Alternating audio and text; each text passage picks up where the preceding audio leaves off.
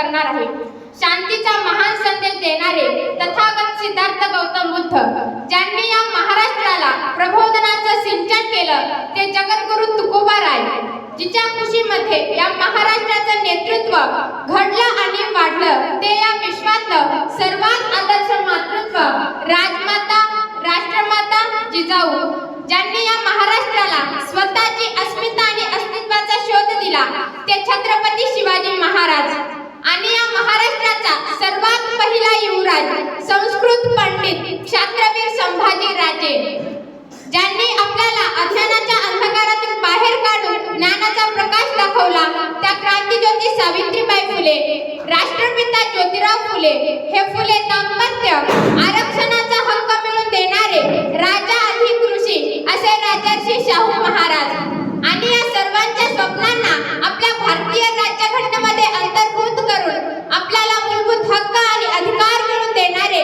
बुद्धी सम्राट डॉक्टर बाबासाहेब आंबेडकर तसेच ज्या महामानवांनी आणि ज्या महान स्त्रियांनी बहुजनांचं राज्य यावं, बहुजनांचा विकास व्हावा, बहुजनांचं शासन प्रस्थापित व्हावं म्हणून त्याग दिला, योगदान दिलं त्या सर्व महामानवांना आणि सर्व महान स्त्रियांना मी प्रथम अभिवादन करते. या कार्यक्रमाची अशी भव्य दिव्य उंची बघून मला फक्त दोनच ओळी म्हणावंसं वाटत. कोणते आकाश ये तू आम्हा नेले कुठे, कोणते आकाश ये तू आम्हा नेले कुठे, तू दिलेले पंख हे पिंजरे गेले कुठे, तू दिलेले पंख हे पिंजरे गेले कुठे, या भराऱ्या आमच्या लेकरांची वंदना, भीमराया घे तुझ्या या लेकरांची वंदना, भीमराया घे तुझ्या या लेकरांची वंदना.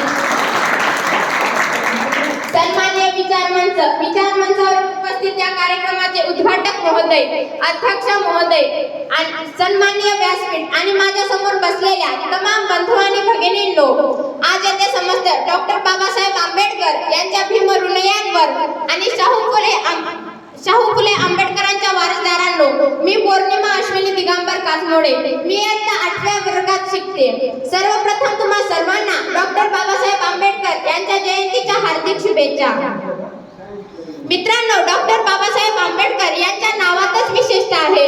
बाबासाहेब म्हणजे पाणीदार ते स्वभावाने आणि बारकाईने अभ्यास करणारे, सातत्य बौद्ध धर्माचे हेतू ज्यांचा सर्वसामान्यांच्या विकासाचा बदल समाजात घडून आणणारे आणि आंबेडकर म्हणजे आनंद सर्वसामान्यांच्या जीवनी आणलेला, बेधडक सत्याग्रह केला 14 तळ्याचे, डगमगले नाही संकटे आल्यावर, करते समाज उन्नतीचे, रचिते भारतीय संविधानाचे.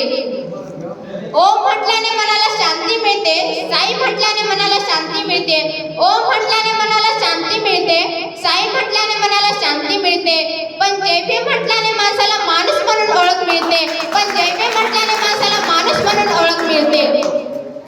मित्रांनो, जय भीम बोलायला कधी लाजायचं नाही, कारण जय भीम म्हणजे फक्त 2 शब्द नाहीत, तर जय भीम म्हणजे डॉक्टर बाबासाहेब आंबेडकरांचा आदर आहे. जय भीम म्हणजे डॉक्टर बाबासाहेब आंबेडकरांचं स्मरण आहे. जय भीम म्हणजे आपली एक ओळख आहे. जय भीम म्हणजे उत्साह आहे. जय भीम म्हणजे उमंग आहे. जय भीम म्हणजे प्रज्ञाशील करुण आहे. जय भीम म्हणजे दया, शील, शांती आहे. म्हणूनच मित्रांनो, जय भीम बोलायला कधी लाजायचं नाही. मला सांगा, देव कुठे राहतो? देव मंदिरात राहतो. मंदिर कोणाच्या हाताखाली आहे? मंदिर पुजाऱ्याच्या हाताखाली आहे. पुजारी कोणाच्या हाताखाली आहे? पुजारी ट्रस्टीच्या हाताखाली आहे. ट्रस्टी कोणाच्या हाताखाली आहे? ट्रस्टी राज्य सरकाराच्या हाताखाली आहे.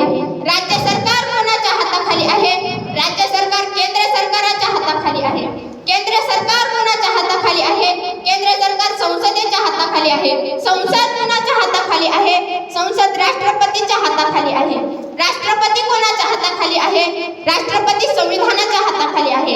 संविधान कोणाच्या हातात आहे?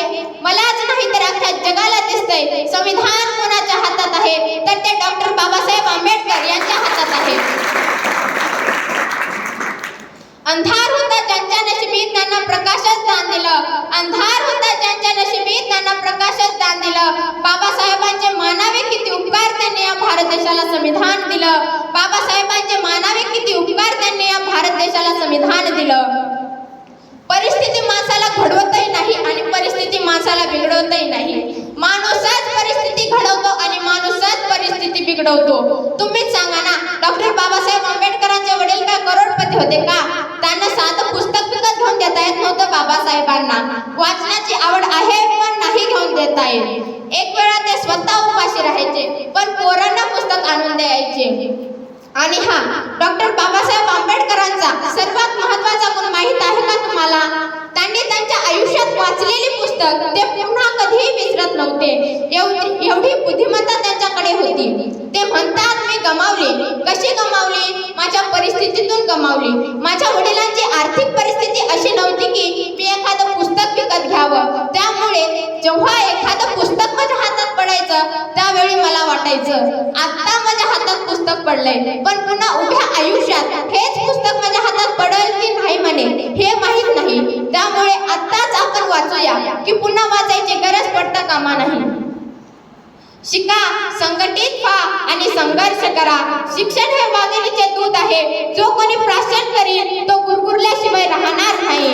हे डॉक्टर बाबासाहेब आंबेडकरांनी जनतेला सांगितले. पण हे वाघिणीचे दूध मिळवणे अस्पृश्यांसाठी अशक्य होतं. हेही सर्व श्रुत आहे. अस्पृश्यांसाठी शिक्षणाचे अधिकार देण्यात आले. ज्योतिबा फुले यांनी 1848 रोजी अस्पृश्यांसाठी शिक्षणाचे दरवाजे उघडे केले आणि आपलीच पत्नी सावित्रीबाई फुले यांना पहिल्या स्त्री शिक्षिका केले. अहो, फक्त वही आणि पेन म्हणजे शिक्षण नव्हे, तर बुद्धीला सत्याकडे, भावनेला माणुसकीकडे आणि शरीराला समाजाकडे नेणे म्हणजे शिक्षण होय. जसे जेवल्यावर होणारी समाधान ही तात्पुरती असते, या उलट शिक्षणातून मिळणारी ज्ञानाची शिदोरी ही आयुष्यभर पुरते. अहो, पोटाची भूक भागवावी पण एक पाऊल पुढे टाकून शिक्षण घेऊन बुद्धीचीही भूक भागवावी. जसा उपासमारीने माणूस अशक्त होऊन अल्पायुष्य होतो, तसाच शिक्षणाअभावी दुसऱ्याचा गुलाम होतो. अशा या विचारांचे होते आपले डॉक्टर बाबासाहेब आंबेडकर. कुरान कहता है मुसलमान बनो, कुरान कहता है मुसलमान बनो, बाइबल कहता है ईसाई बनो. कुरान कहता है मुसलमान बनो, बाइबल कहता है ईसाई बनो, भगवत गीता कहती है हिंदू बनो, लेकिन हमारे बाबा साहेब का संविधान कहता है मनुष्य बनो. लेकिन हमारे बाबा साहेब का संविधान कहता है मनुष्य बनो. मित्रांनो, बाबासाहेब म्हणजे ज्ञानसूर्य.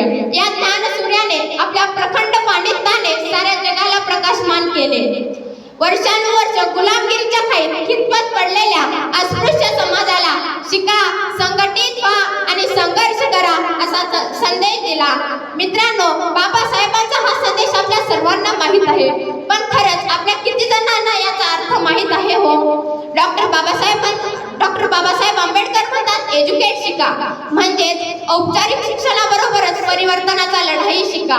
मग केवळ आम्ही बौद्ध किंवा मागासवर्गीय व तत्सम कुटुंबात जन्माला आलो, स्त्रीशील आणि जैभी म्हणून वाढलो म्हणून आम्ही आंबेडकरी झालो का?